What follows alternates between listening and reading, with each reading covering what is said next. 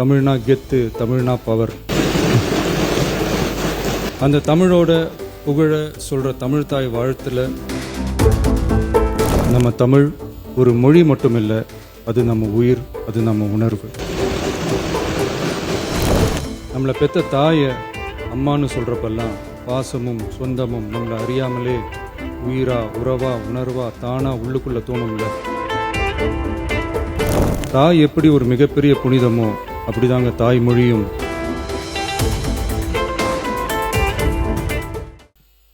மொழி எப்பவும் தொடர்புக்கான ஒன்று தான், இல்லைன்னு யாரும் மறுக்கவே முடியாது. உலகத்தில் இருக்க எல்லா மொழிக்கும் இது பொருந்தும், அதையும் யாரும் மறுக்க முடியாது. ஆனால் நம்ம தமிழ் வெறும் மொழி மட்டுமல்ல, பேசினா வர்ற ஓசை மட்டுமல்ல. திரும்பவும் சொல்கிறேன், தமிழ் ஒரு மொழி மட்டுமில்லை, அது நம்ம உயிர், அது நம்ம உணர்வு.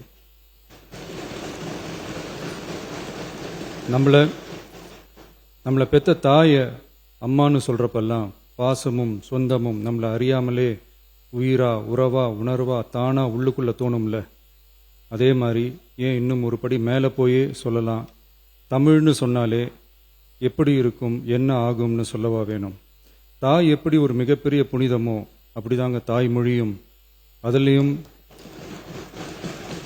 அதுலேயும் நம்ம தாய்மொழி தமிழ்மொழி இப்படி சொல்றதே போதும், எல்லாருக்கும் நம்ம தாய்மொழி உணர்வை பற்றி புரியும்னு நினைக்கிறோம். நம்ம தாய் நமக்கு மிகப்பெரிய புனிதம்னா நம்ம எல்லாருக்குமான தமிழ் தாய் பற்றி சொல்லவா வேணும். தாயை போற்றுகிற, வாழ்த்துகிற தமிழ்நாட்டு மண் தமிழ்தாய் வாழ்த்து எப்படி விட்டுரும்?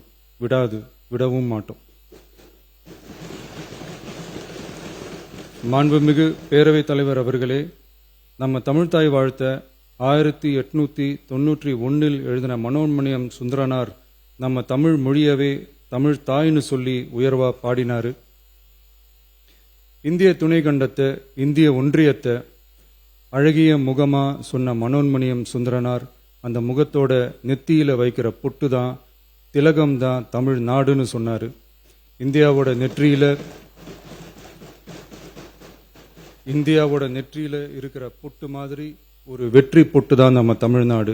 அந்த பொட்டோட நறுமணம் உலகம் பூரா பரவுற மாதிரி தமிழோட புகழும் உலகம் பூரா பரவணும்னு சொன்னார். உண்மைதானே அது? இன்னைக்கு தமிழ் பேசுற மக்கள் இல்லாத நாடுகளே ரொம்ப குறைவு தானே. தமிழும் தமிழனும் இல்லாத நாடு எது? திரும்பவும் சொல்லலாம், தமிழ் ஒரு மொழி மட்டுமல்ல, அது ஒரு பண்பாடு, அது ஒரு நாகரிகம், அது ஒரு சிந்தனை, அது ஒரு அன்பு. தமிழ்னா விருந்தோம்பல், சுருக்கமா சொன்னா தமிழ்னா கெத்து, தமிழ்னா பவர். அந்த தமிழோட புகழ சொல்ற தமிழ்தாய் வாழ்த்துல அனைத்து உலகமும் இன்பமுறன்னு சொல்லி உலகத்தையே நம்ம தமிழ உயர்த்தி பிடிக்குதே தவிர எந்த மொழியையும், எந்த மதத்தையும், எந்த இனத்தையும், ஏன் எந்த ஒரு தனி மனுஷனை கூட தாழ்த்தி பேசல, யாரையும் கொஞ்சம் கூட காயப்படுத்தல. மாண்புமிகு பேரவைத் தலைவர் அவர்களே, நம்ம ஒவ்வொருத்தருக்கும் தனித்தனியா ஒரு பேர் இருக்கும். ஒரு கூட்டத்தில் நம்ம பேரை சொல்லி யாரும் கூப்பிட்டா நாம ஒருத்தர் மட்டும்தான் திரும்பி பார்ப்போம். ஆனா தமிழ்னு சொன்னா ஒட்டு மொத்தமா நாம எல்லாருமே திரும்பி பார்ப்போம்ல. அப்படி நம்ம எல்லாருக்கும் இருக்கிற பொது பேரு தானே அது. நமக்கு தமிழ்னு அடையாளத்தை கொடுத்ததே தமிழ் தானே. ஒரு பேரே, ஒரு சொல்லே, ஒரு மிகப்பெரிய வரலாறுனா அது நம்ம தமிழ் தான். அந்த தமிழை உயர்த்தி பிடிக்கிற தமிழை பின்னாடி தள்ளினா தமிழ்நாடு எப்படி பொறுத்திருக்கும்? ஒரு கட்சிக்கு பிரச்சனைனா சம்பந்தப்பட்ட அந்த கட்சி மட்டும்தான் போராடும். ஆனா தமிழ்னு சொன்னா ஒட்டுமொத்த தமிழ்நாடும் ஒன்னா வந்து நிற்கும். அதனாலதான் சொல்றோம், தமிழ்னா உயிர், தமிழ்னா உணர்வு. உலகத்துல தோன்றிய பல மொழிகள் காலப்போக்கில் மறைஞ்சு போய் இருக்குன்னு சொல்லுவாங்க. ஆனா நம்ம தமிழ் காலகாலமா நிலைச்சு நீடிச்சு நிக்கிற ஒண்ணு. தமிழ்ல என்ன இல்லைங்க, இலக்கணம் இலக்கியம்னு பல ஆயிரம் வருஷமா இருக்கிறது நம்ம தாய்மொழிக்கு தானே. தொல்காப்பியம், சங்க இலக்கியம், ஏன் உலகம் முழுக்க தெரிஞ்ச திருக்குறள் ஒண்ணு போதாதா தமிழோட பெருமையை சொல்றதுக்கு?